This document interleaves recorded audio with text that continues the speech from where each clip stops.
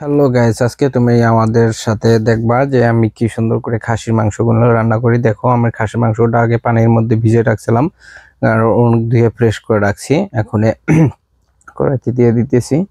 দেখো সুন্দর, কত সুন্দর একবার সাদা ফ্রেশ হয়ে গেছে। আমি দিয়ে দিলাম পেঁয়াজ কুচি করা। আমি 2টা পেঁয়াজ কুচি করা দিয়েছি। আদা দিয়ে দিলাম। এটা হলো আমি আদাটা ছেঁচা দিয়ে, আমি দেখো ওইটা দিয়ে চাকুর এই ঘাড়া দিয়ে আমি ছেঁচে দিয়েছি। আমি খাসির মাংস তো একটু আদা রসুনটা একটু বেশি দিতে হবে যাতে গন্ধ না করে, ঠিক আছে? কিন্তু আপনি পরিমাণ মতন দিবেন, আপনি কিরকম খাইতে পারেন রসুন সেরকম অনুযায়ী দিবেন। আর রসুন খাওয়া তো মনে করেন যে খুবই উপকারিতা পুরুষদের জন্য। হ্যাঁ, আমি হলুদ দিয়ে দিলাম, একটু জিরা দিয়ে দিলাম, আমি হাফ চামচ করে দিলাম কারণ এখানে 1 কেজি মাংস। দেখেন একটু এটা একটু বেশি দিলাম জিরাটা, কারণ জিরার একটা গ্রান আছে। এটা হলো ভিয়েতনামের যে মরিচ, সেই মরিচটা, ভিয়েতনামের মরিচটা প্রচুর ঝাল, কিন্তু আমি একটু ঝাল শুকনো মরিচটা দিলাম, পরবর্তীতে আমি কাঁচা মরিচ দিব। দারচিনি দিয়ে দিলাম, একটু এলাচ দিয়ে দিলাম, দেখেন, তারপরে তেজপাতা দিয়ে দিলাম। এভাবে আপনি সুন্দর করে আপনার মশলাটা আপনি দিবেন এরকম যে যেরকম আপনি পরিমাণ খান, ঠিক আছে, ওই পরিমাণটা আপনি মশলাটা ব্যবহার করবেন। কারণ রান্নাতে অনেকে দেখা যাচ্ছে মশলা কম খায় বেশি খায়, ঠিক আছে। আমি দিয়ে দিলাম লবঙ্গও দিয়ে দিলাম কিছু। ওই যে দেখেন পাশে একটা টমেটো আছে, কত সুন্দর দেখা যায়, টক টক টক টক করতেছে, বুঝছেন? এই টক টক না করলে কিন্তু আবার মনে করেন যে ভালো হয় না, বুঝছেন? এইটা টমেটোটা আমি দিয়ে দিব। এই শালার মাংসের মশলাটা পড়তেছে না, পড়তেই আছে না, কি ব্যাপার, শালার পড়ে যাচ্ছে। হ্যাঁ, ছিঁড়েই ফেললাম রাগ হয়ে, বুঝছেন? তো যাই হোক, মশলাটা একটু বেশি পড়ে গেল মানে পরিমাণে। যাক, সমস্যা নাই, ওইটা আমি ম্যানেজ করে নিব। না পানি দিয়ে একটু বেশি দিলেই পানিটা, তাহলে ঠিক হয়ে যাবে। যাক, তার পরবর্তীতে আমি এখন দিয়ে দিলাম তেলটা। দেখেন তেলটা দেওয়ার পরে কত সুন্দর একটা আমার রেসিপিটা আজকে রান্না হবে, একটা খাসির মাংস। কারণ আগামীকালকে থেকে আমাদের রোজা শুরু। পরিমাণ মতন লবণ দিয়ে দিবেন আপনি, বেশি দিন না কিন্তু, বুঝতে পারছেন? সুন্দর করে মিক্স করতে হবে। মিক্স করার পরে আমি 30 মিনিট রাখিয়ে দিয়েছি। ওইভাবে রাখার পরে আমি এখন চুলায় বসাই দিলাম। দেখেন কত সুন্দর একটা ঘ্রাণ আসতেছে। হ্যাঁ, আপনার যে ঘ্রাণটা পাবেন সেই ঘ্রাণটাই অস্থির লাগে। এই যে এখন আমি মাংসটাকে সুন্দর করে কষাবো, এই কষাতে কষাতে কষাতে কষাতে যখন দেখবেন তেল উঠে গেছে মাংসে, হ্যাঁ, একবার তেল উঠতে উঠতে মনে করেন যে তেল দেখবেন বলা পুড়ে পুড়ে যাইতেছে, তখন আর কি মাংসটা বেশি করে কষাতে হবে, কিন্তু নাইলে কিন্তু আপনার হবে না। মাংস খালি পানি ছাড়বেই, বুঝছেন? পানি ছাড়লে, যত পানি ছাড়বে ততই আপনার জন্য কি ভালো হবে। মাংসটা একটু বেশি করে ধুয়ে নেবেন, কারণ হলো খাসির মাংস তো, বুঝছেন, হালকা হালকা কুসুম কুসুম গরম পানিতে যদি একটু ধুয়ে নিতে পারেন তাহলে সেটা আপনার জন্য আর একটু ভালো হবে। কারণ খাসির মাংস একটা ভাপা ভাপা গন্ধ থাকে, সেই গন্ধটা দূর হয়ে যাবে, ঠিক আছে। আমি হালকা গরম পানিতে ধুয়ে নিই, কারণ সারাদিনই আমি ভিজিয়ে রাখছিলাম। দেখেন আমার মশলাটা সব কিছু মানে কি আমার ইসের সাথে, চামচের সাথে লাগে আসতেছিল। আর আমার তো সহ্য না যে এত মশলাটা এইভাবে চামচের লগে লাগে থাকলে তো হয় না, তাই না? যাই হোক, আমি দেখেন কত সুন্দর করে, সুন্দর করে খালি কষাইতে আছি। হ্যাঁ, কষাইতে কষাইতে তো আমার একবারে সে একটা মানে করেন যে অস্থির লাগতেছে। হ্যাঁ, দেখেন কত সুন্দর করে কষাই নিলাম।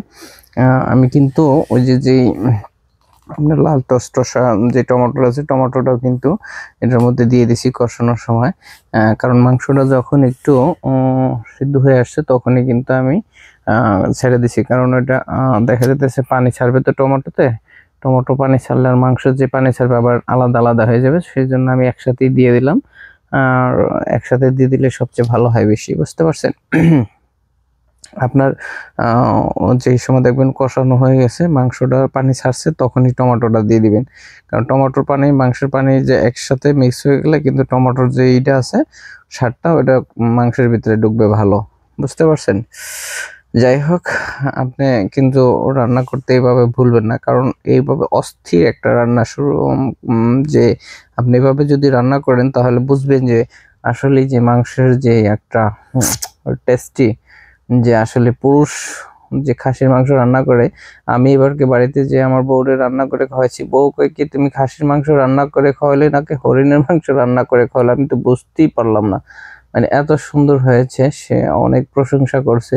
আমার শ্বশুর শাশুড়ি মানে আমার শ্বশুর বাড়ি থেকে লোক আসছিল, আমি খাসির মাংস রান্না করছি, তারা বুঝতেই পারে নাই যে এটা কিসের মাংস। পরে খাওয়ার পরে বুঝতাম কয় কি এটা কি মাংস খাইলাম, বুঝলাম না কোনো কিছু, কিন্তু মাংসটা রান্নাটা অনেক স্বাদ হয়েছে। হ্যাঁ, আর আপনি কিন্তু রান্না করতে করতে বেশি কথা কবেন না, তাহলে কিন্তু রান্নাটা স্বাদ কমে যায়। আর আমি একটু বেশি কথা না বললে, কারণ আমি কোরিয়াতে আপনার ইসে থেকে কি জানি বলে, জমি থেকে আমি মূলা আনছি, লম্বা মূলা।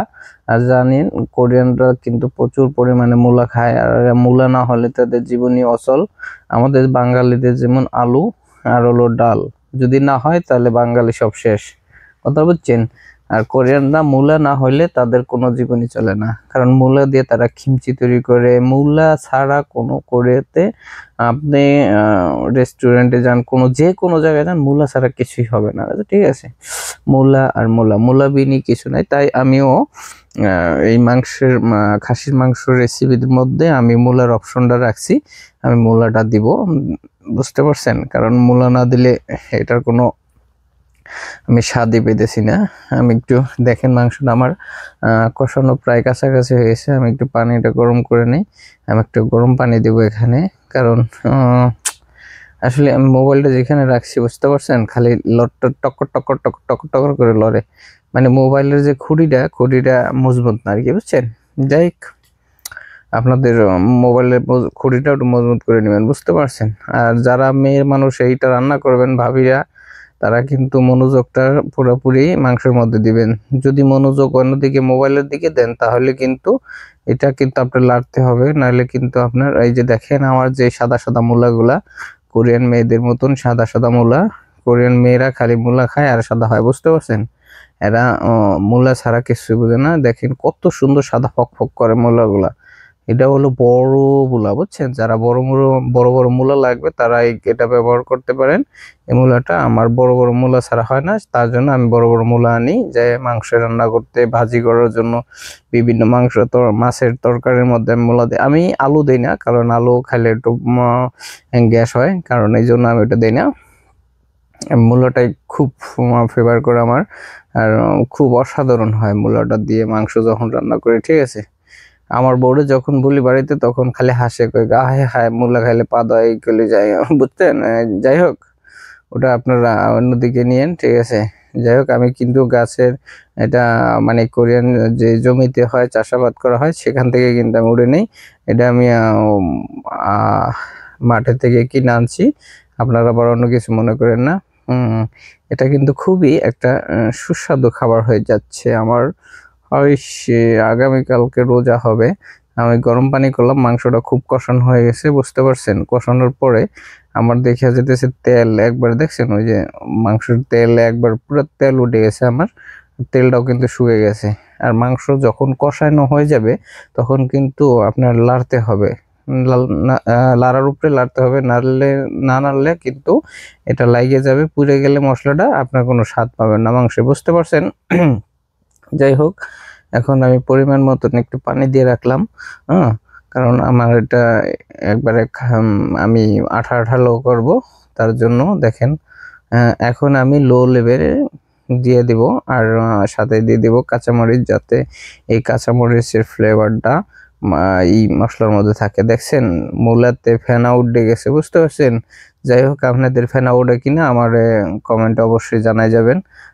আপনাদের যদি ফেনা ওঠে তাহলে তো ভালোই, না হলে কিন্তু ওই যে যাক, আপনারা তো আর মূলা দিবেন না, মূলা দিলে তো ফেনা উঠবে, মূলা না দিলে ফেনা উঠবে না। দেখেন আমার সুন্দর, আউফ, কি সুন্দর যে একটা ঘ্রাণ আসতেছে, মন চাইতেছে হ্যাঁ কড়াইটা ধরে খেয়ে ফেলি এখন। আহা, আমার মূলাটা কিন্তু সিদ্ধ হয়ে যাচ্ছে, কিন্তু মাংসটা সিদ্ধ হচ্ছে না সহজে। কারণ মাংস জানেন অনেক রান্না করতে হয়, আমি কিন্তু প্রায় 2 ঘন্টার উপরে রান্না করতেছি মাংসটা, ঠিক আছে। যাই হোক, আমি একটু লবণের স্বাদটা দেখে নেই। উফ, কি যে মজা রে, সেটা বলে বোঝানো যাবে না। যাক, আমার খুবই ভালো লাগে এই রেসিপিটা। সবাই কিন্তু রান্নাটা করবেন, এবং রান্না করার পরে আপনারা কমেন্টে অবশ্যই জানাবেন কে কোথা থেকে দেখছেন, আর আমার এই ভিডিওটা কিরকম হলো সেটাও আপনারা মেনশন করবেন কমেন্ট বক্সে। এবং সবার প্রতি ভালোবাসা রইল। আর আমার চ্যানেলটা সাবস্ক্রাইব, লাইক, কমেন্ট, শেয়ার করে রাখবেন। এবং আমার একটু লবণটা কম হওয়ার কারণে আমি একটু লবণটা পরিমাণ মতন, আপনি যে লবণ পরিমাণ খান সেটা পরিমাণ মতন আপনি লবণ দিয়ে রাখবেন।